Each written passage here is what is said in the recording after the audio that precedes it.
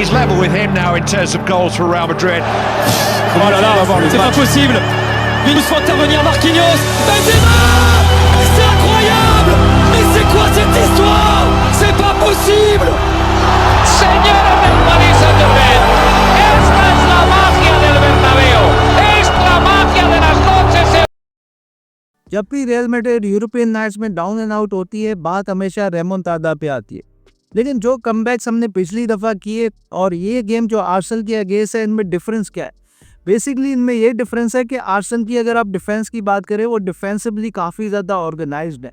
Where as majority 3-4 सालों में हमारे जो मोस्ट गेम्स हुए हैं वो हुए हैं मैनचेस्टर सिटी के साथ। और अगर आप सिटी की फ़िलॉसफी देखें तो सिटी कभी भी लो ब्लॉक पे नहीं खेलती। इवन के इस सीज़न वो मैसिवली स्ट्रगल कर रहे थे, लेकिन उसके बावजूद भी सैंटियागो बर्नाब्यू में वो इस आइडिया के साथ नहीं आए कि उन्होंने लो ब्लॉक फुटबॉल खेलनी है रियल मैड्रिड के साथ। वो रियल मैड्रिड के साथ नेक टू नेक फुटबॉल खेले, वो अलग बात है कि they got humiliated by real Madrid. अब अगर डिफेंसिव साइड की मैं बात करूं तो डिफेंसिवली रियल मैड्रिड भी काफ़ी ज़्यादा स्ट्रगल कर रही है इस season. So what will happen against Arsenal in the second leg, और मैं गेम का ब्रेक डाउन करूंगा। और मुझे लगता है कि 5 ऐसे वेज हैं जो कि अगर रियल मैड्रिड करती है तो we might come back against Arsenal, और कुछ ऐसे डिसीजन हैं जो कि कार्लो एंजेलोटी को भी लेने पड़ेंगे अगर तो रियल मैड्रिड को कम बैक करना है आर्सेनल के अगेंस्ट। अगर आप लोगों ने चैनल को सब्सक्राइब नहीं किया हुआ तो चैनल को सब्सक्राइब ज़रूर कर दें और वीडियो को लाइक ज़रूर करते हैं, और कमेंट्स में मुझे अपने थॉट्स ज़रूर बताएं कि व्हाट डू यू थिंक कि रियल मैड्रिड कमबैक करने जा रही है नहीं जा रही। वीडियो को शुरू करते हैं। पहली जो चीज़ मुझे लगता है कि वो डिफरेंट होगी as compare to the first leg, वो है रियल मैड्रिड की मिडफील्ड। अब मिडफील्ड की अगर आप बात करो तो मिडफील्ड में आर्सेनल ने रियल मैड्रिड को क्लियरली डोमिनेट किया था, हर एस्पेक्ट में डोमिनेट किया था, लेकिन मिडफील्ड ही वो जगह थी मुझे लगता है जहां से आर्सेनल बैटल जीती। लूका मॉड्रिच खेल लेते and we all know physicality wise वो इतने बड़े गेम्स के लिए अब नहीं बने। With all due respect to him, he is a legend, but मेरे ख्याल से मिडफील्ड की बैटल हमने लूज़ की, जिसकी वजह से हमने गेम भी हारा।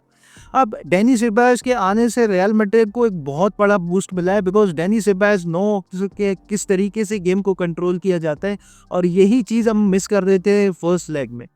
और उसके अलावा यहाँ पे चुआमेनी भी वापस आ चुके हैं। सो हम सबको पता है कि चुआमेनी इज़ अ डिस्ट्रॉयर, तो डिस्ट्रॉयर के रोल में खेलेंगे, और डेनी सेबायोस और चुआमेनी के आने से रियल मैड्रिड की जो मिडफील्ड है it will be complete different then जो हमने फर्स्ट लेग में देखी थी। दूसरी चीज़ जो रियल मैड्रिड की टीम को करनी पड़ेगी फ्रॉम मिनट 1, वो है प्रेसिंग। अब अगर आप रियल मैड्रिड की प्रेसिंग की बात करो तो रियल मैड्रिड का जो प्रेस है वो काफ़ी ज़्यादा डिसऑर्गेनाइज्ड है, और ये सिर्फ 2 सालों से नहीं हो रहा, कार्लो एंजेलोटी के टेन्योर में नहीं हो रहा। इवन कि आप अगर जिडान का पीक टाइम भी उठा के देखें तो रियल मैड्रिड की जो प्रेस है वो डिसऑर्गेनाइज्ड रही है। अब विनीशियस और एम्बापे का आपको पता है कि वो अगली टीम के ऊपर प्रेस नहीं करते, तो अगर तो आप अगली टीम के ऊपर प्रेस नहीं करेंगे तो डेफिनेटली देयर इज़ नो वे कि हम आर्सेनल के अगेंस्ट ये जो 3-0 की जो डेफिसिट है यहाँ से हम कमबैक कर सकते हैं। और कल के गेम में विनीशियस और एम्बापे के बिहेवियर पे काफ़ी ज़्यादा डिपेंड करेगा कि रियल मैड्रिड कमबैक कर सकती है नहीं कर सकती। फॉरगेट अबाउट द गोल्स और असिस्ट, लेकिन ऑन द पिच जो उनकी प्रेजेंस होगी उसके ऊपर डिपेंड करेगा कि वो फाइटिंग स्पिरिट आप में दिखती है इन प्लेयर्स में या नहीं दिखती। और basically Kylian Mbappe Real Madrid में क्यों आए हैं? किलियन एम्बापे रियल मैड्रिड में सिर्फ इस वजह से नहीं आए कि उनको best club in the world में खेलना था, वो इस वजह से आए हैं कि उनको ट्रॉफीज जीतनी थी, उनको चैंपियन लीग टाइटल जीतना था, जिसकी वजह से फिर वो बैलन डोर जीत सके। तो अगर किलियन एम्बापे को चैंपियन लीग जीतनी है, सबसे पहले तो उनको अपना बिहेवियर चेंज करना पड़ेगा और प्रेस करनी पड़ेगी। और उसके अलावा अब मतलब यही गेम्स हैं जो कि लेगेसी बनाते हैं। अगर आप पिछले सीज़न की बात करो तो पिछले सीज़न जब जूड बेलिंगम आए थे तो जूड बेलिंगम का एक एक्स्ट्रा ऑर्डिनरी सीज़न गया था, और वो फ़ैन फेवरेट इस वजह से क्यों है रियल मैड्रिड फैंस के? वो इस वजह से है बिकॉज बार्सिलोना के अगेंस्ट उन्होंने 2 गेम्स रियल मैड्रिड को डाइंग मिनट्स में जिताए थे। मैं नहीं कह रहा कि एम्बापे फ़ैन फेवरेट नहीं है, बिकॉज उनकी भी एक लॉन्गेस्ट सागा रहा है 7-6 सालों का, जिसकी वजह से है, लेकिन यही गेम्स हैं जो कि लेगेसी बनाते हैं। और अगर तो आप क्रिस्टियानो रोनाल्डो को आइडलाइज करते हो तो Cristiano Ronaldo always delivers in the European nights, specially in बड़े नाइट्स में वो हमेशा आके डिलीवर करते थे, और उनकी जो हंगर थी इन बड़े गेम्स में वो हंगर मैंने किसी और प्लेयर में नहीं देखी। तो एटलीस्ट किलियन एम्बापे को कल के गेम में शो करना पड़ेगा कि व्हाई वी बॉट हिम। इस वजह से वो रियल मैड्रिड में आए, किस वजह से रियल मैड्रिड उनको लेके आई। Real Madrid needs to be clinical with their chances. अब हमने देखा है कि फर्स्ट लेग में हेविली डोमिनेट होने के बावजूद भी रियल मैड्रिड प्लेयर्स को चांसेस मिले। एम्बापे को शुरू में चांसेस मिले और विनीसियस को यहाँ पे काउंटर पे हर्ट कर सकते थे आर्सेनल को। एम्बापे को अगर वो पास कर देते तो एक अच्छी अपॉर्चुनिटी हो सकती थी, लेकिन हमने वो अपॉर्चुनिटी ज़ाया की।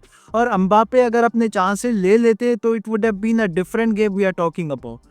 तो बेसिकली अगर हम किलियन एम्बापे की बात करें तो किलियन एम्बापे को रियल मैड्रिड क्यों लेके आई है, तो रियल मैड्रिड किलियन एम्बापे को इसी वजह से लेके आई है बिकॉज रोनाल्डो के जाने के बाद हमें कोई एक ऐसा प्लेयर चाहिए था जो कि 40-50 गोल हमें पर सीजन गारंटीड मार के दे, और एम्बापे से बेटर प्लेयर इस वक्त कोई नहीं है। यस ठीक है, एम्बापे स्कोरिंग गोल्स अभी भी रियल मैड्रिड का टॉप स्कोरर है, लेकिन वो उस तरह से क्लिनिकल नहीं है जिस तरह से उसको होना चाहिए था। जिस तरह से वो पीएसजी में एक टाइम पे हुआ करता था, फ्रांस के लिए हुआ करता था, उस तरीके से वो क्लिनिकल नहीं है। अगर आर्सेनल के अगेंस्ट आपको एक भी चांस मिले तो आपको वो चांस लेना है, आपको स्कोर करना है, बिकॉज आपको लिमिटेड चांसेस ही मिलेंगे और आपको क्लिनिकल होना पड़ेगा आर्सेनल के अगेंस्ट अगर आपको गेम जीतना है आर्सेनल से। कार्लो को टाइमली सब्स्टिट्यूशंस करने पड़ेंगे बिकॉज आप 3-0 से हार रहे हो, और जब प्लेयर्स मिनट 1 से यहाँ पे प्रेस करेंगे तो एक टाइम आएगा कि प्लेयर जो हैं वो थक जाएंगे, तो वहाँ पे आपको ब्रेव डिसीजन लेने पड़ेंगे जो कि कार्लो एंजेलोटी अनफॉर्चुनेटली नहीं लेते इतने टाइम से। If Mbappe is having a bad game, Jude या कोई भी, तो सब टाइम ऑफ, यहाँ पे आप बेंच से प्लेयर्स ला सकते हो। क्या अर्दा की कंट्रीब्यूशन नहीं है? क्या अर्दा की वजह से हमने सोसिडाड के अगेंस्ट कमबैक नहीं किया था?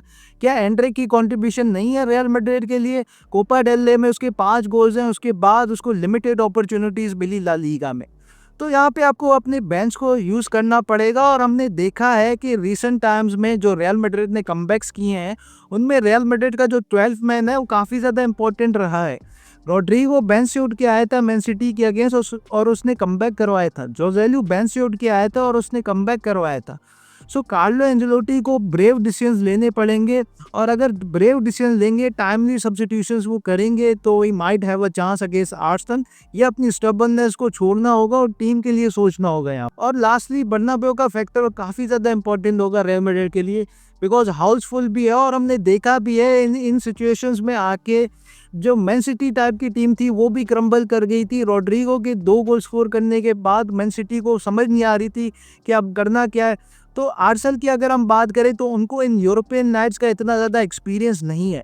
अगर आप एक आधा गोल यहाँ पे स्कोर कर देते हो तो फिर आर्सेनल तीसरा गोल आपको खुद ही दे देगी बिकॉज इतना ज़्यादा उनको एक्सपीरियंस नहीं है इन मोमेंट्स में खेलने का। बेसिकली रियल मैड्रिड के काफ़ी ज़्यादा इशूज़ हैं, लेकिन मुझे लगता है कि इस गेम में इशूज़ टैक्टिक्स इतना ज़्यादा डिपेंड नहीं करेंगे। डिपेंड करेगा कि क्या रियल मैड्रिड के प्लेयर्स बिलीव करते हैं, क्या रियल मैड्रिड की फैन बेस या मैनेजर बिलीव करते हैं कि हम यहाँ से कमबैक कर सकते हैं। तो इसका जवाब है हाँ, बिल्कुल रियल मैड्रिड के जो प्लेयर्स हैं वो बिल्कुल बिलीव करते हैं। अगर आप उनके स्टेटमेंट्स उठा के देखें तो ऑलमोस्ट हर प्लेयर यही कहता फिर रहा है कि हमें रिमोंटाडा करना है, हमें कमबैक करना है मैन सिटी के अगेंस्ट। तो बेसिकली आई डोंट केयर कि अगर हम ये गेम जीतते हैं हारते हैं। मुझे पता है कि आप हर season La Liga champion league नहीं जीत सकते, लेकिन एटलीस्ट मैं अपनी टीम से एक्सपेक्ट करूंगा कि वो एक फाइटिंग स्पिरिट हमें दिखाएं और एटलीस्ट ऐसा लगे कि रियल मैड्रिड पिच पे खेलने आई है और सब प्लेयर्स बैच के लिए लड़ें, जो कि हम लोग देखते हुए आए पिछले रिसेंट टाइम्स में। तो बाकी आप लोग अपना ओपिनियन ज़रूर दें, आप लोगों का क्या ओपिनियन है कि क्या होगा गेम में। अंटिल देन अपना ख्याल ज़रूर रखें and take care, peace out from my side.